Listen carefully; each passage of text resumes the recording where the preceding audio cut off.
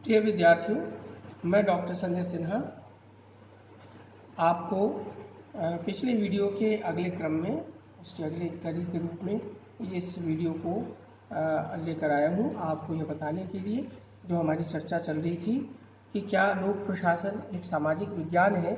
उसके संदर्भ में मैं आज अपनी बात पूरी रखना चाहूँगा। जैसा मैंने पिछले वीडियो में बताया था कि लोक प्रशासन जो है वह उसमें वैज्ञानिकता के लक्षण दिखाई देते हैं। लोक प्रशासन के कुछ निश्चित सिद्धांत होते हैं और संगठन के निर्माण और संचालन में, लेकिन ये पूर्ण विज्ञान इसलिए नहीं है क्योंकि लोक प्रशासन मूलतः मानवीय समस्याओं और मानवीय व्यवहारों का अध्ययन करता है और प्रशासनिक क्रियाओं में मनुष्य भी शामिल है। बिना मनुष्य के प्रशासनिक क्रियाएं नहीं हो सकती।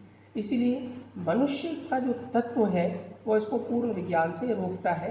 जैसा मैंने आपको कहा था कि रॉबर्ट डाल और रॉबर्ट जैक्सन ने इस पॉइंट को हाईलाइट किया था कि लोक प्रशासन पूर्ण विज्ञान नहीं हो सकता क्योंकि इसमें मानवीय तत्व और मूल्य शामिल हैं।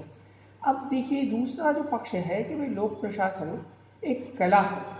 तो कला किसे कहते हैं, विज्ञान किसे कहते हैं, ये तो मैंने आपको बताया कि विज्ञान से तात्पर्य है एक विशेष पद्धति के द्वारा हम किसी विषय के बारे में ज्ञान हासिल करते हैं, जिसकी विशेषता होती है कि वह जो ज्ञान होता है वह सार्वभौमिक और सार्वकालिक होता है।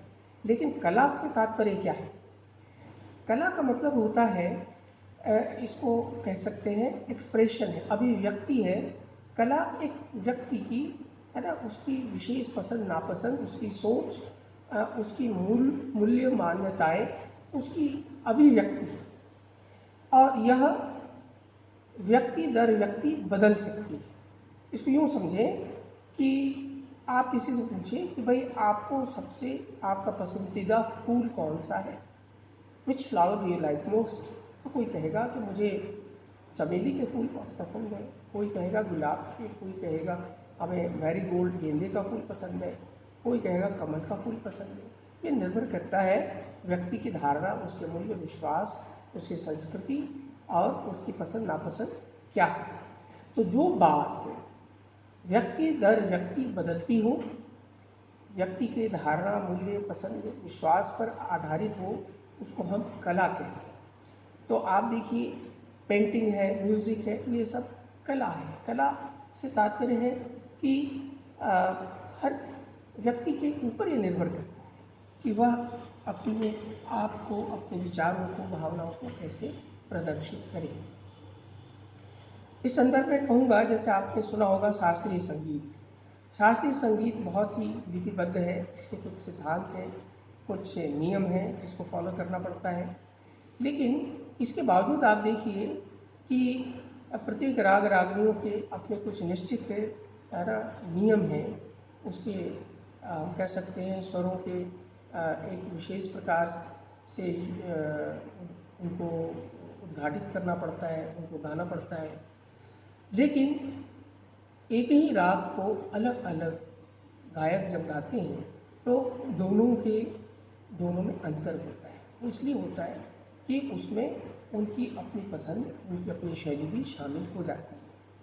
तो इसलिए यद्यपि वो शास्त्रीय का मतलब हुआ कि नियमों पर आधारित है, किन्हीं सिद्धांतों पर आधारित है, वो एक विशेष कह सकते हैं कि मीटर पे या उसका अपना एक तरीका है गाने का, स्वर संयोजन जो है उसका एक सूत्र बना हुआ है, उस सूत्र के अनुसार ही आपको गाना है। इसके बावजूद आप देखिए कि सभी गायक एक ही राग गाते हैं तो उनमें भिन्नता नजर आती है। कला का मतलब स्पष्ट हुआ कि वह चीज़, वह विचार जो बदलती है, व्यक्ति दर व्यक्ति बदल जाए। विषय निष्ठता, इसका मतलब व्यक्ति पर निर्भरता। तो कला विषयनिष्ठ होती है।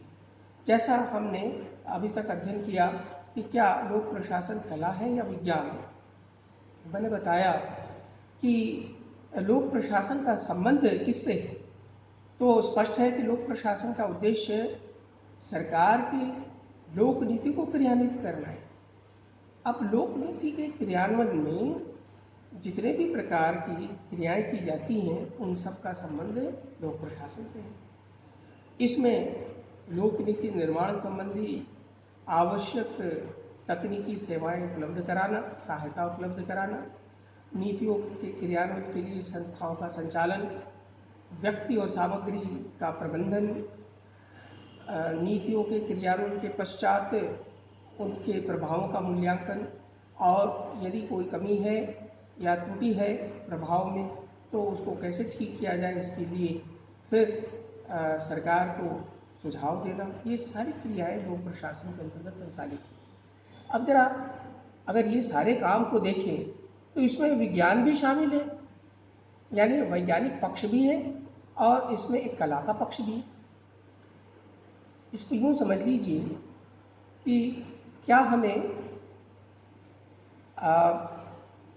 हमें मान लीजिए कि देश में तेल शोधन का कार्य करें, तो हमें सबसे पहले ये देखना पड़ेगा कि तेल कहाँ कहाँ उपलब्ध है। तो आपको पता है oil and natural gas commission जो है भारत में यह कार्य करता है, उपग्रह के माध्यम से पता लगाता है कि भारत के क्षेत्र में कौन कौन से ऐसे स्थान हैं जहाँ पर तेल पाने की संभावना है।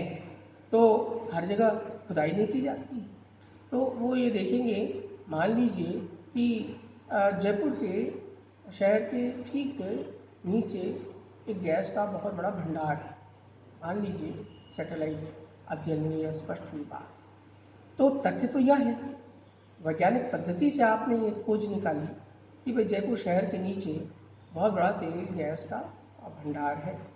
अब क्या इसका दोहन किया जाना चाहिए या नहीं, प्रश्न ये उठता है। अब यह निर्भर करता है, किसके ऊपर निर्भर करता है? यह सरकार के ऊपर निर्भर करता है कि क्या वो ऐसा फैसला ले सकती है। अगर सरकार लोकतांत्रिक है, लोकतांत्रिक देशों में तो कोई भी सरकार ऐसा काम नहीं करेगी बस किसी बसाई शहर को उजाड़ दिया जाए और प्राकृतिक संसाधनों का दोहन करने के लिए, ऐसा तो संभव नहीं है, तो सरकार ही उजड़ जाएगी। तो इसलिए ये फैसला बड़ा मुश्किल सा हो जाता है। परंतु कुछ ऐसे देश होते हैं जो इस बात की परवाह नहीं करते कि भाई वहाँ पर आबादी है या नहीं, हमें बांध बनाने हैं तो आबादियों को हटा दिया जाए, विस्थापित कर दिया जाए, गाँव को बांध के डूब क्षेत्र में अगर आती है तो आने दिया जाए, कोई फर्क नहीं पड़ता, हमें तो बांध बनाना है क्योंकि इससे सिंचाई करेंगे, उससे बिजली पैदा करेंगे और जो है उससे रेवेन्यू अर्न किया जाएगा। तो कई मामलों में सरकारें ऐसा करती है, विशेषकर जहाँ पर अथॉरिटेरियन स्टेट्स है ना, अधिनायकवादी शासन व्यवस्था है, टोटलिटेरियन रेजीम है, वहाँ पर इस तरह के आप घटनाएं देखेंगे। तो अर्थ ये हुआ कि सरकार की जो नीति है वो उसके निर्धारण में एक वैज्ञानिक पक्ष भी है और उसके निर्धारण में एक मूल्य भी है ना, कहीं ना कहीं उसमें पसंद नापसंद शामिल है। इसलिए लोक प्रशासन को हम अब कहाँ रखें? क्या यह पूर्ण विज्ञान है? निश्चित रूप से इसका उत्तर क्या होगा, यह पूर्ण विज्ञान नहीं हो सकता, क्योंकि प्रशासन के मूल में मनुष्य मानव व्यवहार शामिल है। दूसरी बात, यह क्या इसमें विज्ञान है ही नहीं, तो यह कहना भी गलत है। प्रशासन के बहुत सारे क्रियाओं का आधार वैज्ञानिक पद्धति और वैज्ञानिक तकनीक के द्वारा ही संभव हो पाता है। बहुत सारी प्रशासनिक क्रियाएं हैं, जैसे अभी आपने देखा होगा कि डायरेक्ट बैलेंस ट्रांसफर डीबीटी, यानी कि सभी जितने भी नागरिक हैं जो निम्न आय वर्ग के हैं उनके खातों में सरकार ने पैसे है ना ट्रांसफर किए। तो अब ये कैसे संभव हुआ? प्रत्येक व्यक्ति के आधार कार्ड बनाए गए, उसका बैंक अकाउंट खोला गया, दोनों को जोड़ा गया और उसके बाद सरकार ने उनको उनके अकाउंट में पैसे ट्रांसफर किए। तो इसमें एक वैज्ञानिक पक्ष भी आ गया। अब दूसरा पक्ष ये है कि किनको पैसे दिए जाए, किनको नहीं दिए जाए। तो आपने देखा होगा कि सरकार ने फैसला किया कि महिला, किसी परिवार की जो महिला है, प्रमुख महिला, उसको पैसे दिए जाएंगे, पुरुष को नहीं दिए जाएंगे। तो यह एक मूल्य वाली बात होगी। तो इस प्रकार से डायरेक्ट बेनिफिट ट्रांसफर या जो है, ये जो लोगों को धन दिए गए सामाजिक सुरक्षा के नाम पर, लोक कल्याणकारी सरकार होने के नाते यह जो निर्णय लिया गया कि निम्न आय के वर्गों को सरकार के द्वारा वित्तीय सहायता दी जानी चाहिए। तो इसमें दो बातें आ गई, एक इसमें तकनीक भी शामिल हुआ और दूसरा इसमें एक मूल्य भी शामिल हुआ। तो तकनीक किस रूप में शामिल हुआ, तो हमने आधार कार्ड बनाने और बैंक अकाउंट खोलने और उनको लिंक करने ताकि सही लाभार्थी के खाते में ही पैसा जाए, कहीं कोई घोटाला न हो, तो इसमें एक तकनीक शामिल होगी। और जहाँ तक सवाल है कि किसे पैसा मिलना चाहिए, मुखिया को या मुखिया की पत्नी को, तो हमने सरकार ने फैसला किया नहीं, पत्नी को देना चाहिए।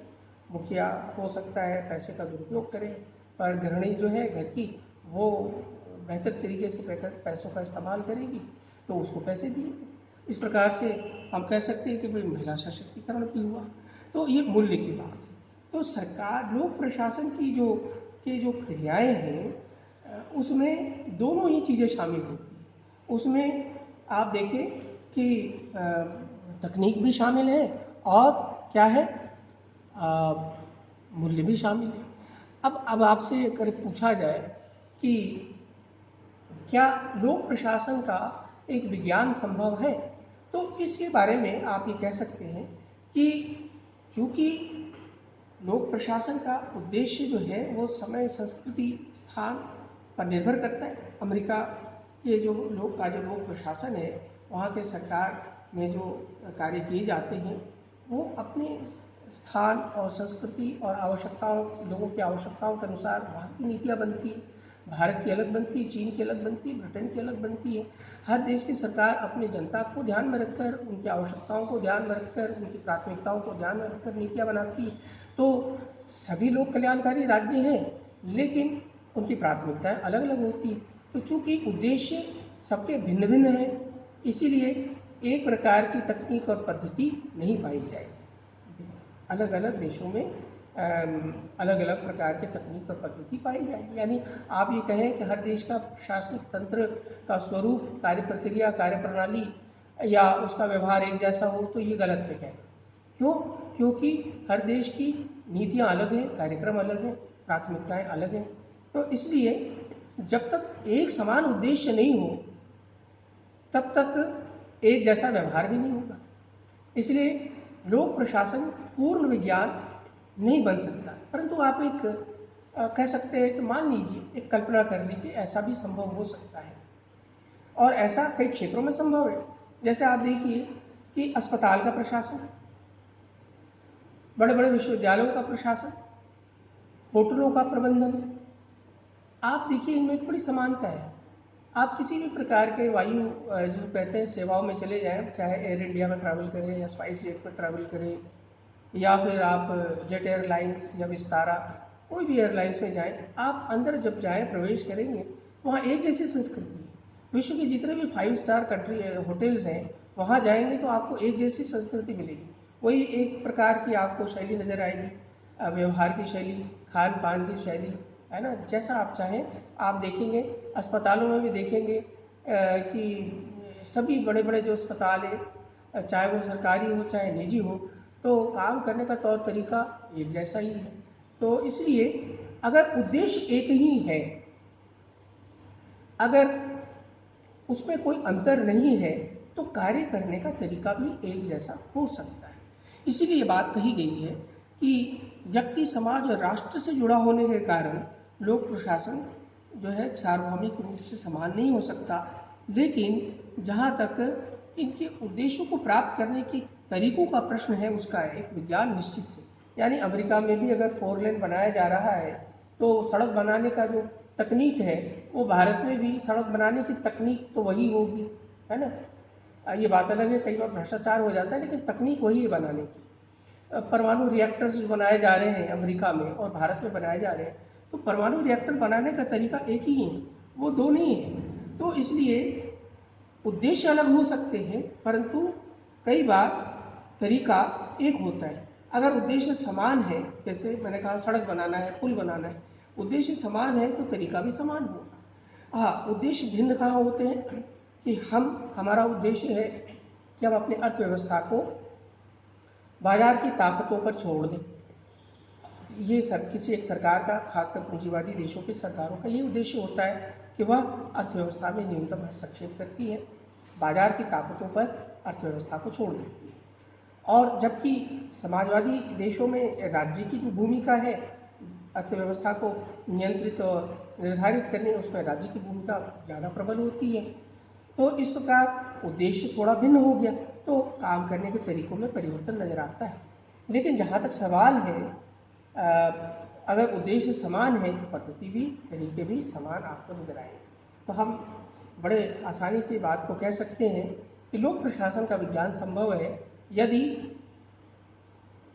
हमारे उद्देश्य सार्वभौमिक प्रकृति के हों। यानी अगर सरकारों के जो मूल्य हैं, उनके जो उद्देश्य हैं, जो नैतिकता है, वो अगर एक जैसे होते चले जाएंगे तो काम करने के तौर तरीके भी एक जैसे हो सकते हैं। परंतु अगर भिन्नता है तो फिर पद्धतियों में, तौर तरीकों में भिन्नता नजर आएगी। तो इस प्रकार मैं समझता हूँ आपने इस पूरे विषय को समझ लिया कि भाई लोक प्रशासन क्या एक सामाजिक विज्ञान है या यह एक कला है। तो हम ये क्या यह एक पदार्थ विज्ञान जैसा या विज्ञान है या कला है, तो हम ये कहेंगे कि देखिए, न तो यह पूर्ण विज्ञान है, न यह पूर्ण कला है। जैसा कि लेवियस मेरियम ने बात कही थी कि लोक प्रशासन जो है वो कैंची के दो फलकों के समान है ना, two sides of a seizure. एक जो ब्लेड है सीजर का, वो क्या करता है, वो काटता है दोनों उसको। एक जो ब्लेड है उसको हम ये मान लें कि वह मूल्य है, और जो दूसरा जो ब्लेड है उसको मान लें तथ्य, है ना। तो कैंची के जिस तरह से दोनों फलकों के बिना किसी चीज़ को हम काट नहीं सकते, उसी तरह मूल्य और तथ्य के बिना कोई कार्य, सरकारी या लोक प्रशासन का कोई कार्य संभव नहीं है। दूसरे शब्दों में सरकार की प्रत्येक नीति में कहीं ना कहीं, है ना, मूल्य शामिल होता है और कहीं ना कहीं तथ्य शामिल होता है, यानी विज्ञान शामिल होता है। मूल्य से तात्पर्य कला। तो कला और विज्ञान दोनों के समन्वय से ही लोक प्रशासन जो है कार्य करता है। लोक प्रशासन की प्रकृति समन्वयकारी है इस दृष्टि से।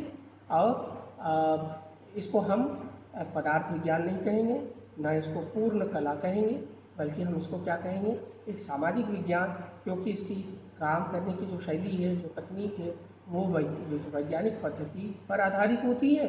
परंतु इसकी जो विषय वस्तु होती है उसके मूल में मनुष्य व्यवहार, समूह व्यवहार शामिल होता है। समाज, राष्ट्र के उद्देश्य शामिल होते हैं, जिसका एक पूर्ण विज्ञान कभी संभव नहीं है, जिसका एक सार्वभौमिक अवधारणा संभव नहीं है। इसलिए हम ये कहेंगे यह सामाजिक विज्ञान है, यह पदार्थ विज्ञान नहीं है, यह कला नहीं है, सामाजिक विज्ञान है।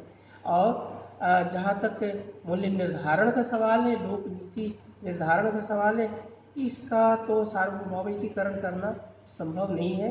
अलग अलग पैकेज में, अलग अलग खंड में तो हो सकता है। जैसे मैंने आपको कुछ उदाहरण दिए कि बांध बनाना, पुल बनाना, अस्पताल प्रशासन, है ना, एजुकेशन, यूनिवर्सिटी एजुकेशन में आप देखिए करिकुलम लगभग वैश्विक स्तर के होते जा रहे हैं। इंजीनियरिंग की पढ़ाई आज पूरे विश्व में लगभग एक जैसी होती जा रही है, तौर तरीके भी एक जैसे होते जा रहे हैं। तो जहाँ तक सवाल है मूल्य निर्धारण का, वो उसका पूर्ण विज्ञान नहीं है, यद्यपि हमारी सभ्यता उस दिशा में बढ़ रही है। लेकिन और पद्धति का जहाँ तक सवाल है, तौर तरीकों का सवाल है, उसमें लोक प्रशासन का विज्ञान संभव है। यानी एक छोटे से उदाहरण से ये मैं समाप्त करना चाहूँगा कि देखिए, किसी भी शहर के लिए सड़क का होना जरूरी है। सभी शहरों में सड़कें बनाई जाती हैं, तो सड़क तो बनाई ही जाएगी, लेकिन सड़क कहाँ से शुरू की जाए, सबसे पहले कहाँ बनाई जाए, इसका कोई विज्ञान संभव नहीं है। इस पर मतैक्यता स्थापित करना संभव नहीं है। हर शहर के, वहाँ के नागरिकों की अपनी अपनी प्रायोरिटी होती है, वहाँ के मेयर की अपनी अपनी प्रायोरिटी होती है। सड़क तो बनेगी, कहाँ से बनेगी, यह एक मूल्यगत प्रश्न है, पर कैसे बनेगी इसका एक निश्चित विज्ञान है। सड़क बनाने का एक निश्चित विज्ञान। तो इस उदाहरण से स्पष्ट है, लोक प्रशासन जो है वह पूर्ण विज्ञान नहीं पूर्ण कला है, बल्कि यह एक सामाजिक विज्ञान है। इसमें विज्ञान और कला दोनों के तत्व पाए जाते हैं। Thank you.